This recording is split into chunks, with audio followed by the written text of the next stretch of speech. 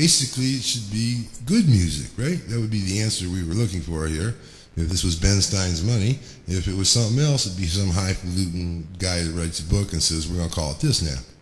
So I've been called everything, including Late for Dinner and some names I can't repeat in the family show. But that's okay. By the way, I'm Blue Stu Herman, in case you forgot the title, and that's if you like me. If not, I'm the Supremes. That's what that's at. I want to remind you, just so you know. But that's what that is. And frankly, man, I think it's the right moment for...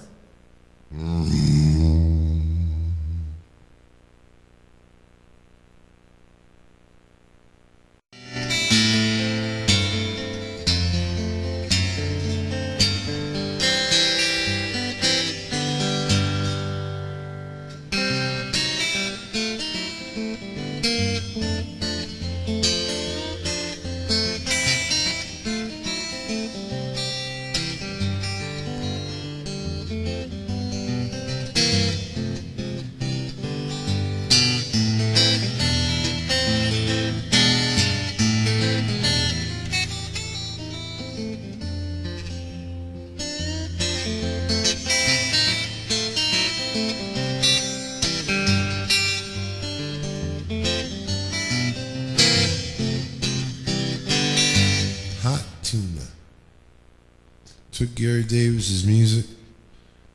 Jorma Kaukonen, who was the guitar player with the Jefferson Starship after Paul Kantner left, I believe. The airplane, but Kantner left and due to Gracie problems, wasn't it? I think it was some sort of interior band weirdness. But as far as I know, but he writes in his newsletter he actually never met Gary, but boy, he plays the hell out of Gary's music. And I put the record on for Gary, and he's sitting in my living room and he's listening to Hesitation Blues, which I was just playing this one here. Down the corner, head in my hand, I'm looking for the woman needs a war-ridden man. Tell me how long must I wait? Can I get you now? Must I hesitate? Right? That's good, right? Okay, so Jorma did it, and he's listening, he's going, yeah, that's cool, that's cool. Yeah, that boy can play that music. And then they started to boogie. The drummer came in, the bass player came in, the organ player came in. Gary said, turn that off. Them boys cannot play his dad music. That was the same night Gary started talking to his glass. It was the most successful way to get me to put more alcohol in it. I mean, you know, Gary had the incipient abilities. I mean, he was a reverend of the Gospels, but boy, could he drink. He could drink me under the table and three more like me. I was a sailor and just back from sailing. Jesus, he'd go like this. He'd say, hello, hello?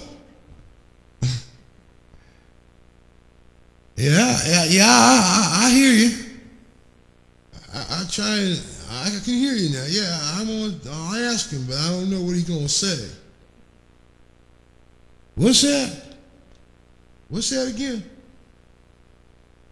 I tell him he wants another drink. It worked every time because I was laughing so hard I didn't even know. By the end of the evening, we'd both be pretty snockered. And that's when he taught me the good stuff, you know what I mean? Which is like the risque stuff. Gary wasn't always a reverend, nor was he always blind. He wasn't ordained, so far as we know, until he was 34 years old. See? So he played in barrel houses and houses of prostitution and all kinds of nice places.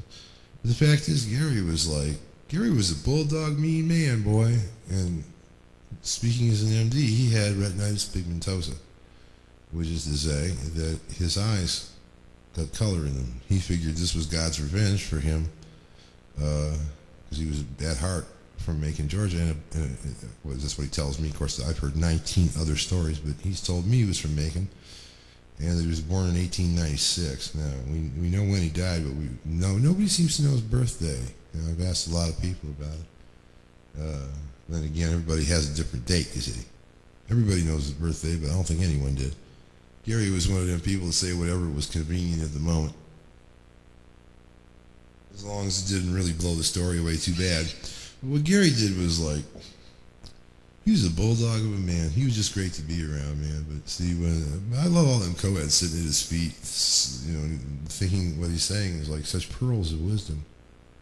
And Gary, of course, playing it right to the hilt, man. You know, like the wise blind man. He was one of the finest guitar players that ever lived, and he was my friend, and that's cool. You know? All I can say about that. There's a lot of them. Sonny Terry couldn't teach me to play the harp, though. I tried. Boy, did I try. I'm a Johnny One Note man. I play these things with strings on them, and that's all I can do. Yeah.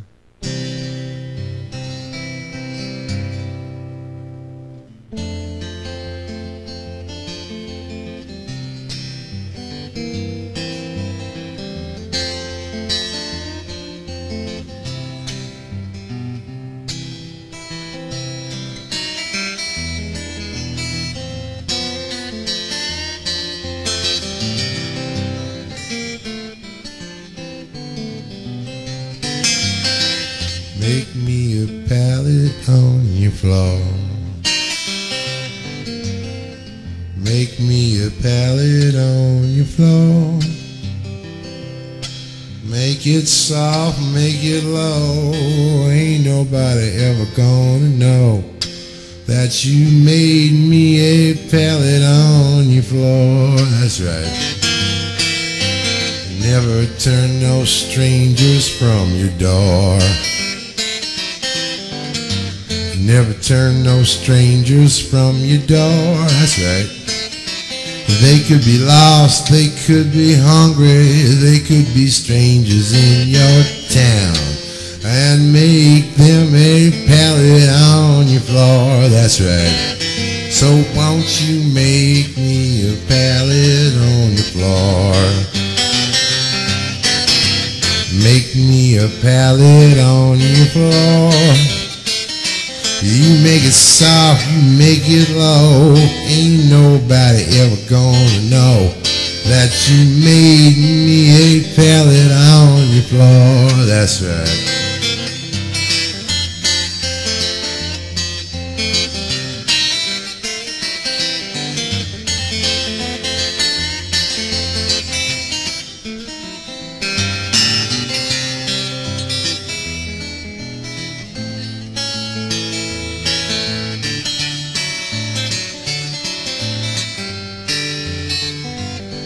Got the blues when my baby left me by the San Francisco Bay. An ocean line will bring her far away. I did not mean to treat her bad. She's the best one that fixing to let me have. She gone say goodbye to me and made me cry. I'm gonna have to lay myself right down and die. Ain't got a nickel, Lord, I ain't got a lousy dime. That's right. She don't come back real soon. I'm gonna lose what little bit was left of my natural mind. If coming back to stay, gonna be another brand new day. That's me, walking with my baby down beside the San Francisco Bay. Sitting here on my back porch, Lord, I might have wondered which way to go. See, that's Jesse Fuller right there. That's San Francisco Bay Blues. And we got, before that, I played Mississippi John Hurt's version of Make Me a Pallet on Your Floor with Reverend Gary Davis's guitar playing behind it, which makes the whole thing sound better. One day, Gary told me that he didn't want me to be him. He wanted me to be me, so I should take what it was he wanted to give me and make something from it, which wasn't there before, you see. Instead of taking it and playing it literally, and a lot of guys do that. They copy Gary identically, and there are plenty of them, so I don't bother with it. Because frankly, man, Roy Bookbinder does a better job of playing straight up Gary Davis than I ever will. Rick Ruskin does the best job of anyone that ever lived, and that's a fact. I mean, Ricky's a snob, but I love him dearly. He was my first, actually he's my second guitar teacher. I had the pleasure of seeing my first guitar teacher 40 years later in Mike Longworth's living room. He arranged it for me. She lives in Nashville, so while I was visiting Michael, in walks my now 74-year-old first guitar teacher who didn't realize I had a scholarship to Juilliard before I started at the Jewish Community Center, her classes. You see, and not being Jewish at the time, that was pretty amazing. But I was like 7, so I was a classical guitar player, trying to be. And everybody played nylon string guitars. This was during the folk scare. Remember the big folk scare of the 60s? I mean, are you old enough to remember this? You guys are, and the crew is, and what crowd we have is, but understand, man, most of you cats listening is probably either old enough to remember the Beatniks or too young to remember the Beatles. Either way, man, because I asked somebody the other day about, well, what do you think of the Beatles? The cat went, who? And he was serious. Who? Smashing Pumpkins? I don't know about that. By the way, Mike Longworth, thank you, brother, for 35 years of being closer than a father and better than a brother and always being there, man. Thank you. For this, too, because I wouldn't have this either, man. And it's like very few of us that get to have these privileges. Yeah, Mike Longworth, late of the Martin Guitar Company, now of Bell Buckle, Ukulele Works. They're in Bell Buckle, Tennessee. I spent 2 amazing weeks with him and Sue. Michael is the best friend a man could have. Mike Longworth. Don't edit that out of this video in any circumstances. Okay. A little classical riff. Oh, okay, I'll cross one up for you. Here's a classical ragtime riff. Yeah.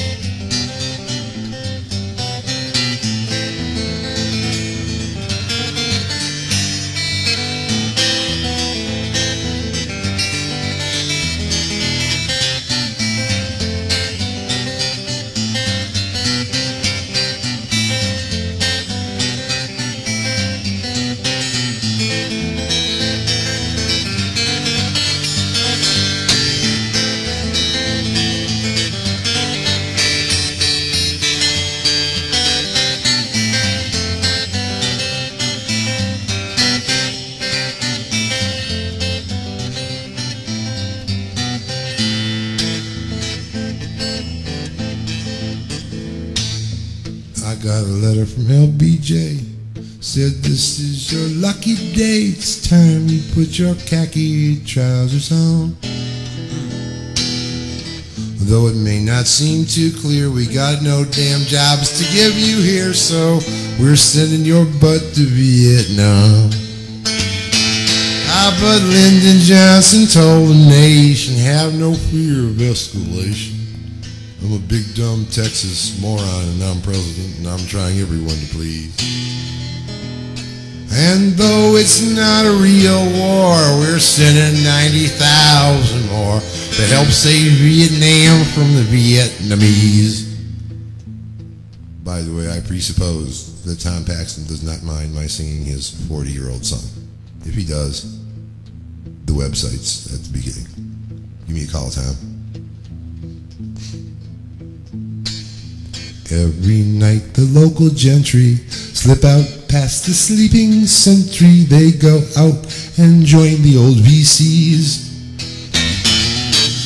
In the nightly little dramas, they put on some black pajamas and come lobbing mortar shells at me. Ah yes, but Lyndon Johnson told the nation, have no fears of escalation. I am trying everyone to please. Though it's not a real war, we're sending 150,000 more to help save Vietnam from Vietnamese. We go around like giant grasshoppers, searching the jungle in helicopters, looking for Chuck, but we don't find him ever no place. Found a note that he had gone. He had to get back to Saigon, his government position to maintain. Now here I lay in this rice paddy, wondering about Big Daddy, and I know that Lyndon loves me so. What a crock of crap that is. Yeah, and yet how sadly I remember it was only last 7th September when he said I'd never have to go. God, I mean, there it is. But Lyndon Johnson's a politician. He don't give a damn about school nutrition. He's just gonna try everyone to please. And though it was not a real war, we were 500,000 and more, helping save Vietnam from the Vietnamese. And I'm still angry about it. And help save Vietnam from the Vietnamese, and rescuing all that opium.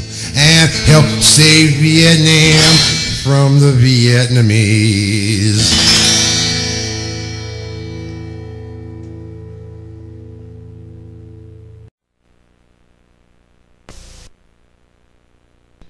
Cool.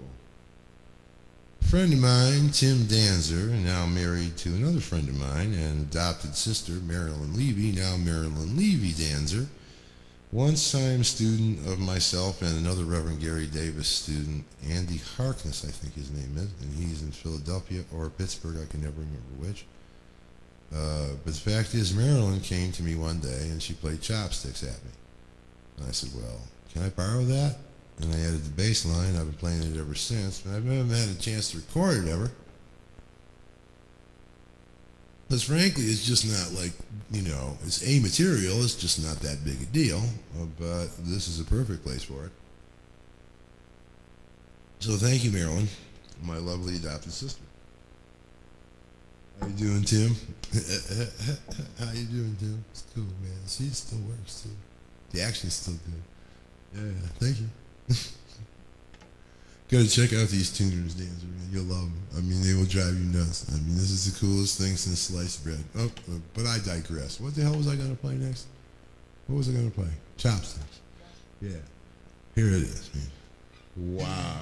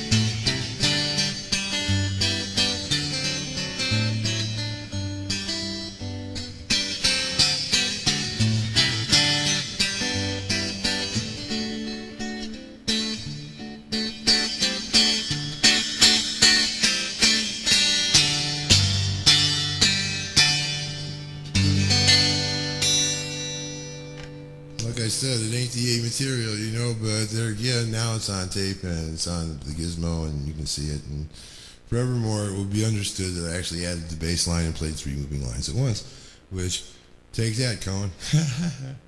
That's for you, Andy. 7 thumbs indeed, man.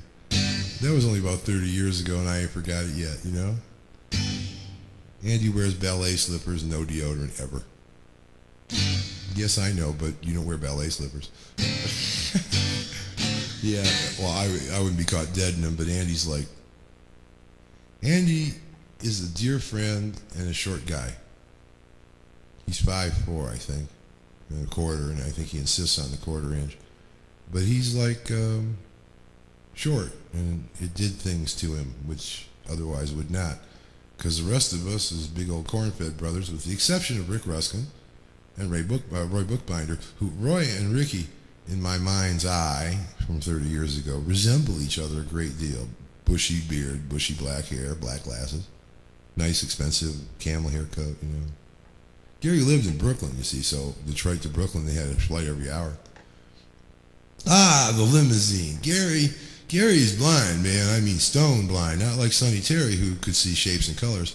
And Sonny, man, he's going to be a subject of a whole disc of his own, because Sonny was just a trip.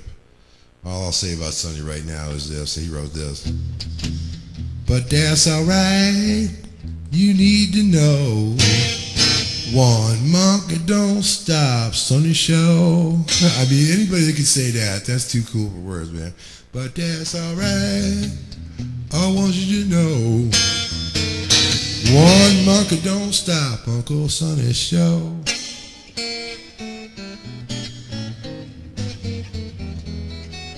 We get to Dr. Merle Watson too later. But Gary, like, I had this Fiat Gizmo. It's called a Multipla, which is like the Fiat version of the Volkswagen bus. It looks like a pygmy sperm whale with a 600D grafted on its butt instead of flukes.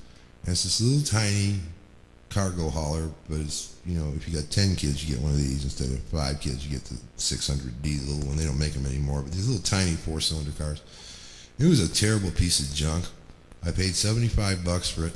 But, you see, it had a real back seat in it, and I took out the other back seat to face it, so it, cargo wall, you know, for carrying equipment and such. It was tiny, but Gary couldn't reach his guitar case with his feet, you see. So he knows how big the car is, and he was all, wow, man, you went and got a limo to take Gary to work, man. How, now that's nice. That's a nice thing to do for an old blind black man. You was all right. I said, Gary, it's really not a limit. Oh, if I can't feel Miss Gibson. See, every J200 Gibson guitar, flat top guitar with the mustache bridge, is Miss Gibson. That's all he would play, except for some other instruments that he had. But that was his main playing guitar always. So any J200 is Miss Gibson. He didn't. He was. It's not like B.B. King where, you know, there's only one Lucille. You know, every one of them J200s should say Reverend Gary Davis model on it, because by God, without Gary there wouldn't be any. But the fact is it was you know, all the way over there. Then I get over there and I tell you about how Maury Weidenbaum, who owned the Chessmate, he was a world champion at one point, or in contention for it. He's certainly the United States champion. He's dead now, so it just goes to show you can't have everything. Anyway, Maury owned the Chessmate, him and his wife Esther, which was a coffee house of great renown in Detroit. You could see everyone from Tom Rush, I mean Chuck and Joan Mitchell, Joni Mitchell, you know, right? Chuck Mitchell, who you've never heard of probably, got their start there. And I grew up with Chuck, and he's still angry. Hi, Joan. Remember me? I'm the one that you snubbed at Jocks in Toronto. Said, hi, Stuart, and turned around and walked away. I mean, like, thank you. Hi, I'm on your computer. See? I got one. Yeah, nobody believed it. Anyway, boy, there's, you know, this medium, I think I'm going to like working in this medium.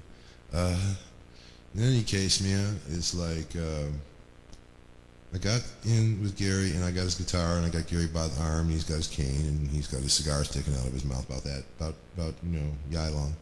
And we go in the door. Now there's a box office built into a hallway, right, like a little alcove. And he opens the window, and there's Maury's face, and he says, "That'll be $5." I said, "For what?" And he said, "Well, admission." I said, "Maury, I have your act here. I have your entertainment right here." Well, and he says, "Well, what's that got to do with me?" That statement's so famous that the Southbound Freeway, one great rock and roll band, Loring Janes, Mark Chover, now I understand works for the post office in L.A., having not made it playing music, which I can't even believe because he was great. And Lenny and Marty Somberg, Loring Janes I mentioned, he played bass, I believe. And Lenny and Marty Somberg, and I think Rick Ruskin wrote the tunes, Paranoid Stomp being my favorite one, which at some point in these discs you will hear the Paranoid Stomp, because I remember it, nobody else does. They put out a record which went nowhere, but they were great. I mean, they were loud, and they were on key, and they played good, and they were all really fine guitar players and fine singers, which made no sense at all, because we needed drummers, bass players, and keyboard players, but there's that. Anyway, boy, E-chords sound good on this. I can hold this till I'm tired of it. I mean, it's amazing.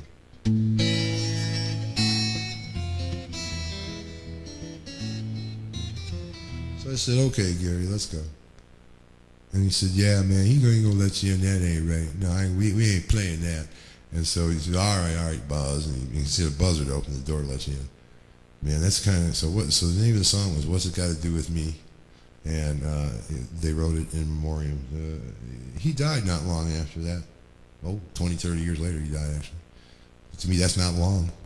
See, it's 1969 out there, no matter what all you people think.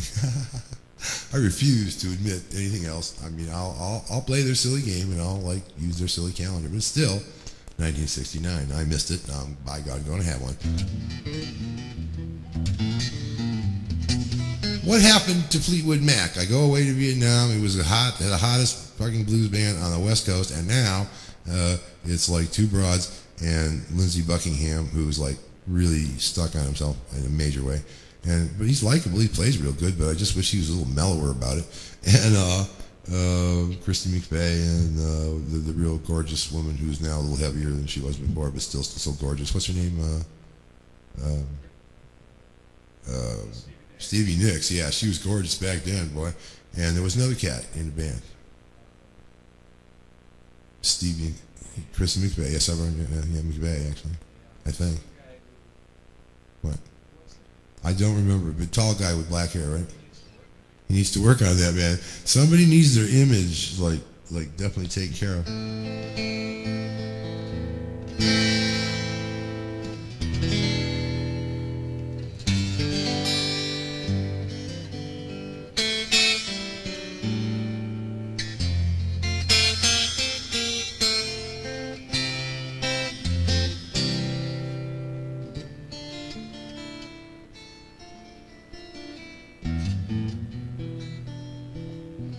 Going there, am I?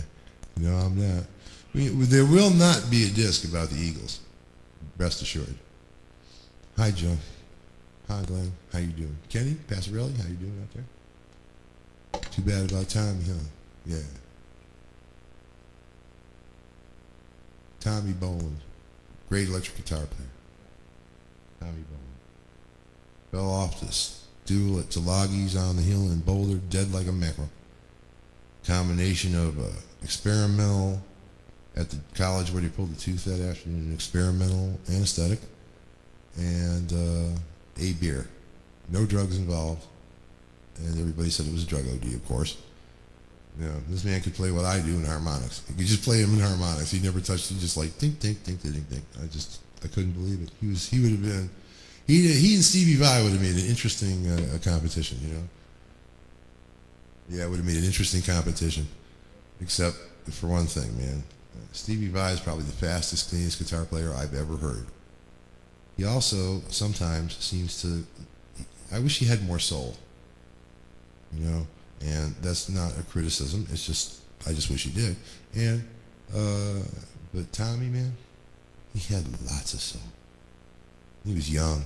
He also had red, white, blue, green, and purple hair, which was very cool. That was very early. This was 1973, man. You know what I'm saying? Boulder, Colorado. What a wonderful place to be for about the first hour and a half. Then you find out the people like there are the same as everywhere else, and it's no fun anymore. That's it. Yeah, man. Well, the only day I truly enjoyed Boulder was when the Grateful Dead took over the park right across the street, kitty corner from the music store on Broadway, right at Spruce. They took over this big grassy area. They leased it out. They came up with 2 bushel baskets full of weed and threw it to the crowd and played for 7 hours. I couldn't, they were great. Man, you know what? There's a certain joie de vivre, man, which is gone from the world. Everybody's too worried about their stocks and their e-commerce and their email and their e-business. I have no faith in the internet left. I had very damn little to start with, but I'm losing it as time goes by.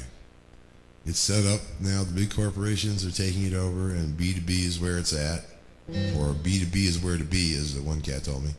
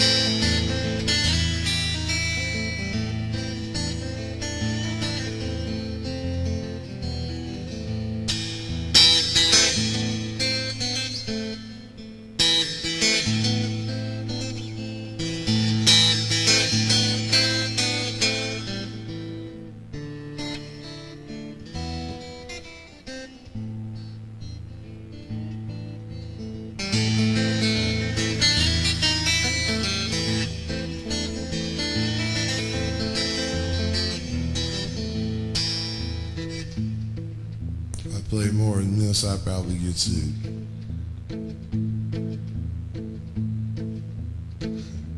We'll get to Doc Watson later.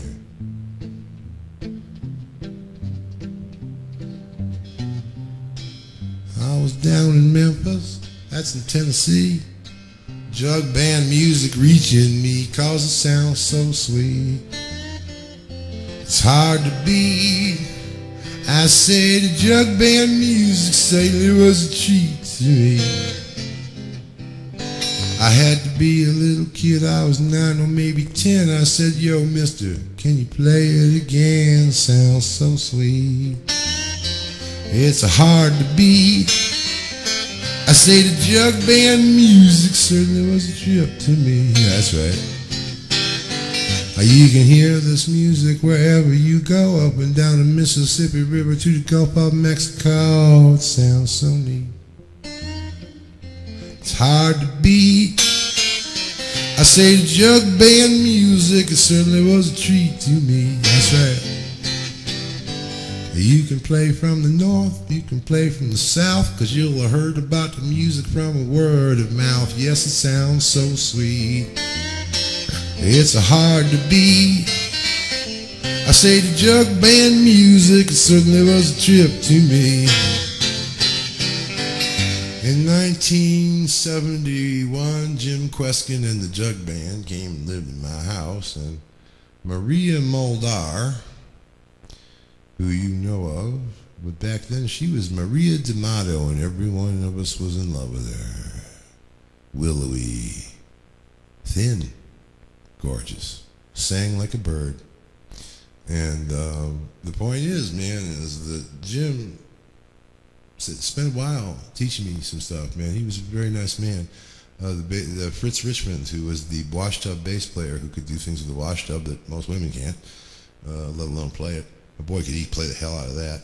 And Jeff Muldaur, perhaps the best white blues man I ever heard, and Maria D'Amato, who sang, played violin, and frankly, man, they got married while they were in Detroit, and she became Maria Muldaur. Now, you know her from Midnight at the Oasis, but she was in Jim Kweskin's Jug Band very early on. I mean, this is like 71, 72, something like that, or even earlier, maybe 69, because I was home on leave, and that was the house on Indiana Street, as I recall, so that would have been 69, winter. Anyway, they were a lot of fun, and that's Jim Kweskin kind of tune. He was a real open player in C.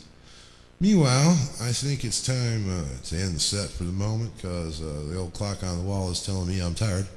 It tells me that about every 40, 45 minutes of my life, and that's the name of that tune. And once again, I'm Blue Stu Herman. That's and if you forgot, you know, and people do.